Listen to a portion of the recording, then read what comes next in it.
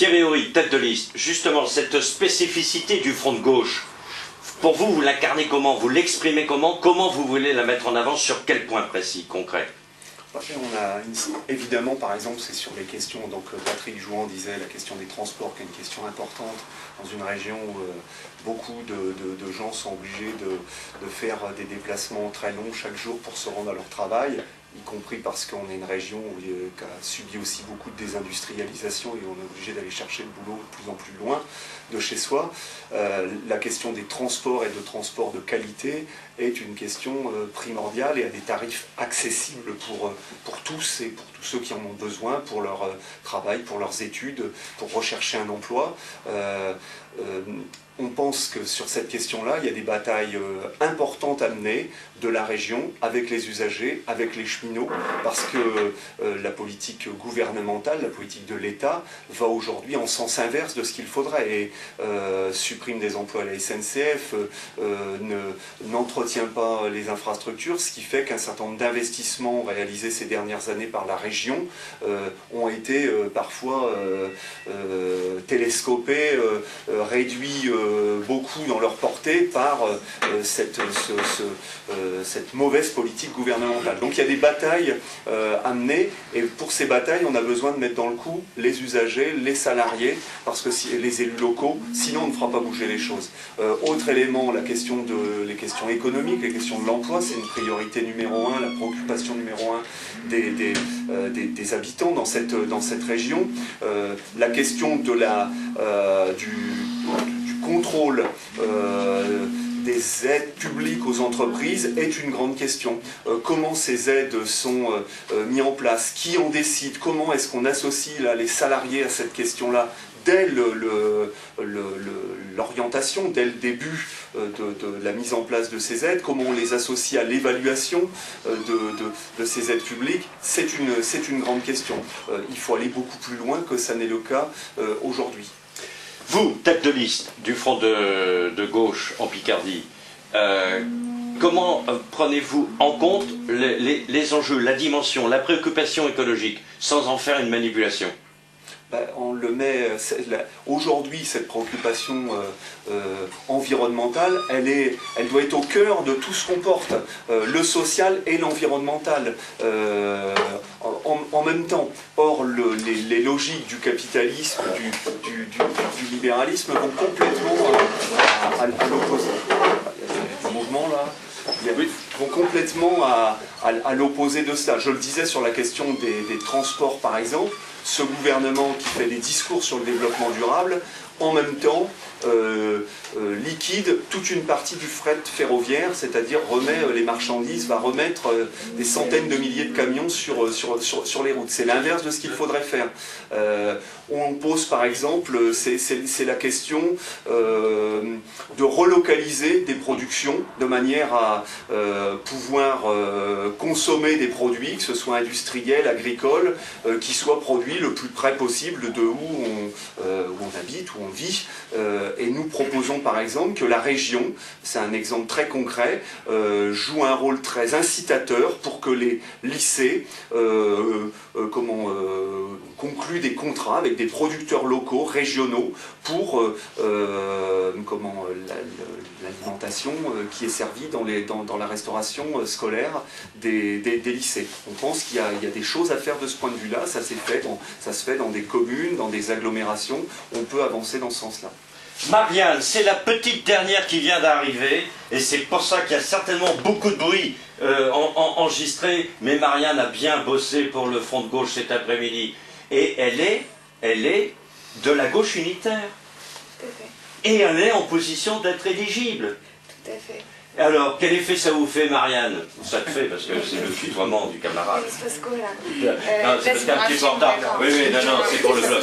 Donc tu enchaînes, tu fais comme tout à l'heure, tu étais d'un dynamisme chantant. Tout à fait, là je viens de me réveiller. Oui, gauche unitaire. Gauche unitaire, on était au NPA, pour certains on était avant à la LCR. Et puis au moment des européennes, au vu de la position d'isolement de la direction du nouveau parti anticapitaliste, on a décidé, avec Christian Piquet et les autres, de rejoindre le Front de gauche, avec le Parti communiste français et le Parti de gauche, et de créer notre formation, qui s'appelle Gauche Unitaire, qui est une organisation politique qui n'a pas vocation à être un parti, mais qui a vocation à réunir, à être le trait d'union pour construire un nouveau parti anticapitaliste, féministe, etc. Un nouveau parti de gauche, au cœur de la gauche, qui puisse réunir l'ensemble des traditions voilées ou pas voilées? Voilées ou pas voilées? Moi je peux te répondre, ça me dérange pas. Non, non, c'est pas une question piège. Moi je pense que la question d'histoire de voilée ou pas voilée, la question c'est pas ce problème-là, c'est que cette jeune fille elle a pas le droit de parler, et pour le moment c'est des hommes qui parlent pour elle, et ça me dérange bien. Moi j'aimerais que cette jeune fille elle puisse s'expliquer, qu'elle soit voilée ou non, du pourquoi elle est sur une liste et du pourquoi elle veut être élue régionale. Et l'important c'est qu'il y ait des jeunes femmes, voire des jeunes hommes dans les conseils régionaux, et qu'enfin on s'en sorte, parce que la politique c'est pas que pour les vieux, c'est aussi pour les jeunes, et si on veut construire quelque chose de nouveau, c'est intergénérationnel, interculturel, etc., etc. Donc moi le problème du voile, j'en ai rien à faire. L'important c'est que ces jeunes filles elles parlent, et que ce soit pas des hommes qui se parlent à sa place. En plus, elle n'est pas voilée, c'est un foulard qu'elle a. Et Marianne, c'est quand même très républicain, on a quand même...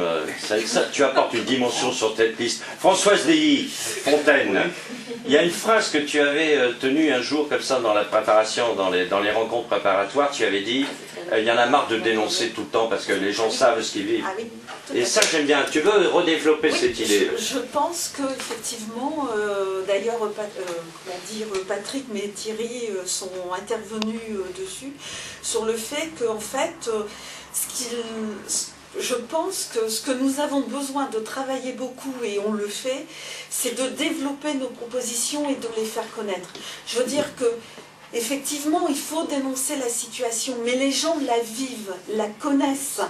Donc effectivement, il faut que l'on passe notre temps et on s'y emploie dans les discussions que l'on a aux portes des entreprises ou dans les quartiers au porte-à-porte. C'est leur expliquer que c'est tout à fait possible de faire autre chose. On a des propositions et que c'est possible, et en plus, je le répète, il y a l'argent pour le financer. C'est tout à fait... par exemple, si on prend la question des retraites ou la question de la protection sociale, de la santé, il n'y a aucune raison de fermer, de supprimer 4000 emplois dans les hôpitaux de Paris, des centaines dans notre région. 150 à Amiens, au CHRU d'Amiens. À Amiens. C'est c'est des blocs opératoires qui sont voués, qui sont appelés à la suppression, à la disparition.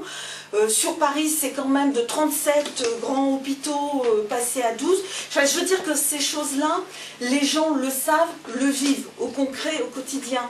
Donc, nous, c'est vraiment leur redonner un espoir. Et là-dessus, on en discutait en aparté tout à l'heure avec Patrick à la gare.